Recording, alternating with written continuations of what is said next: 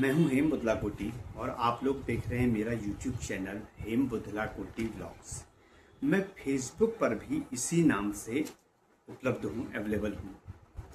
और मैं आप लोगों को एक बात बताना चाहता हूं कि मैंने कांग्रेस पार्टी की ओर से उत्तराखंड के सितारगंज विधानसभा क्षेत्र से विधायक के लिए अपनी दावेदारी प्रस्तुत की है गणेश गोदियाल जी को, जो कि कांग्रेस के प्रदेश अध्यक्ष हैं। प्लस मैंने अपनी दावेदारी प्रस्तुत की है कांग्रेस के नगर अध्यक्ष सरताज अहमद जी को।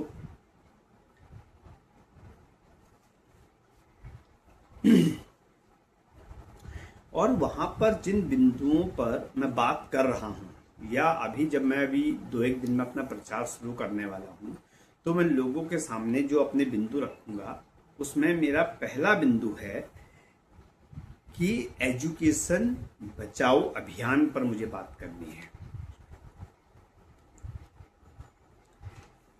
अब मैं इस टॉपिक को प्राथमिकता क्यों देता हूं, उसका कारण है एजुकेशन किसी भी समाज की बैकबोन है, रीढ़ की हड्डी है। हम बच्चों को पढ़ा लिखा कर शिक्षित समाज का निर्माण करते हैं। उन्हें वकील बनाएंगे, इंजीनियर बनाएंगे, डॉक्टर बनाएंगे, एग्रीकल्चरल इंजीनियर बनाएंगे, प्रोफेसर बनाएंगे, अच्छे टीचर्स डेवलप करेंगे, अच्छे नेता डेवलप करेंगे, तो हमारे भारत का समाज डेवलप करेगा। इसलिए एजुकेशन पर बात करना सबकी पहली प्राथमिकता होनी चाहिए, और मेरी भी है पहली प्राथमिकता, हमेशा से रही है। इसके लिए दो पॉइंट हैं कि अगर हम एजुकेशन बचाओ अभियान चालू करते हैं तो यह किस तरीके से किया जाएगा।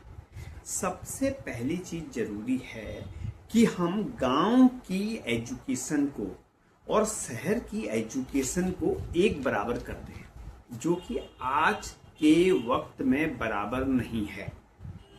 इसके लिए जरूरी है कि जितने भी हमारे सरकारी स्कूल हैं, क्योंकि गांवों में प्राइवेट स्कूल नहीं देखने को मिलते, इंग्लिश मीडियम स्कूल नहीं देखने को मिलते हैं, तो इसके लिए जरूरी है कि जो सरकारी स्कूल हैं हमारे, इनको हम इंग्लिश मीडियम बना दें।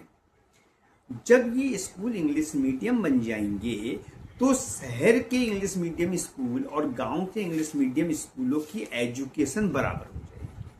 साथ ही स्कूल की जो बिल्डिंग है उसके इंफ्रास्ट्रक्चर को हमें बड़ा बनाना हो। कम से कम अगर प्राइमरी लेवल का स्कूल है, 5 तक का स्कूल है, तो उस स्कूल की बिल्डिंग में 8 कमरे होना बहुत जरूरी है, क्योंकि 5 कमरे क्लासरूम के तौर पर कक्षा 1 से लेकर 5 तक के बच्चों को चाहिए। दूसरा, हमको इन प्राइमरी स्कूलों में नर्सरी, एलकेजी और यूकेजी को चालू करना होगा। इसकी वजह से अब 5 की जगह हमें 8 कमरे बच्चों के लिए चाहिए। एक कमरा हमें प्रिंसिपल रूम चाहिए, 9 कमरे हो गए। एक कमरा हमें टीचर स्टाफ के लिए चाहिए, 10 कमरे हो गए। तो कुल मिला के 10 कमरों की बिल्डिंग हर गांव में बने, ये बहुत जरूरी है। साथ ही मत हो बहुत बड़ा प्लेग्राउंड, छोटा भी है तो ओके है, क्योंकि हमारा मकसद बच्चों को शिक्षित बनाना है, एजुकेशन देना है, तो हम इस पर ज्यादा बात करेंगे। अब कहानी शुरू होती है कि ये क्लियर हो गया कि 10 कमरे होना बहुत जरूरी है। तो 10 कमरों का एक इंफ्रास्ट्रक्चर जो होगा वो ऐसा होना चाहिए कि गर्म जगह और ठंडी जगह को ध्यान में रखकर उसका निर्माण किया जाना चाहिए, ताकि अगर बिल्डिंग गर्म जगह या ठंडी जगह जहां भी बन रही है, हम अंदर के टेम्परेचर को रूम टेम्परेचर के हिसाब से मेंटेन कर पाए, 20 डिग्री 22 डिग्री तक मेंटेन कर पाए, जिससे कि अच्छी एजुकेशन बच्चे बैठ कर ले पाए। साथ में टेबल, कुर्सी, साफ सुथरे बड़े ब्लैक बोर्ड, हर सब्जेक्ट का टीचर, ये अवेलेबल कराना वहां पर जरूरी हो जाएगा। और स्मार्ट क्लासेज के बारे में हमें बात करनी होगी, क्योंकि डिजिटल वर्ल्ड है, डिजिटल एजुकेशन की बात हमें करनी ही होगी, तो हमें स्मार्ट क्लासेज यहाँ पर बनानी होंगी।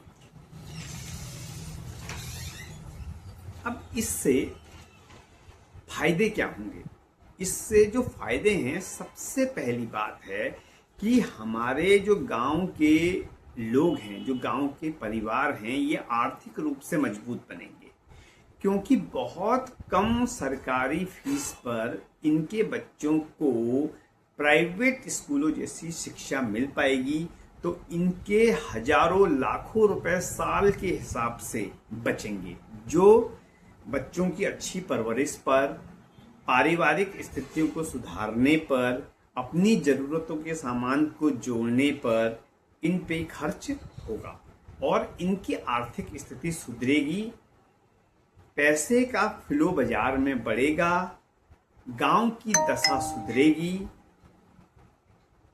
इसलिए इस एजुकेशन सिस्टम को सुधारना, जो एजुकेशन बचाओ अभियान है, ये एक बहुत बड़ा बदलाव भारत की ग्रामीण व्यवस्था और गरीब तबके के लोग जो भारत में, चाहे वो शहर में ही क्यों ना रहते हों, below poverty line, lower middle class, middle class, इन सबको ऊपर उठाएंगे। साथ ही जब एजुकेशन का लेवल एक जैसा होगा, एक जैसी शिक्षा बच्चों को मिलेगी, तो आगे बढ़ने के चांसेस इन बच्चों के पास भी उतने ही होंगे जितना शहर में पढ़ने वाले बच्चों के पास या अच्छे स्कूलों में पढ़ने वाले बच्चों के पास उपलब्ध होते हैं।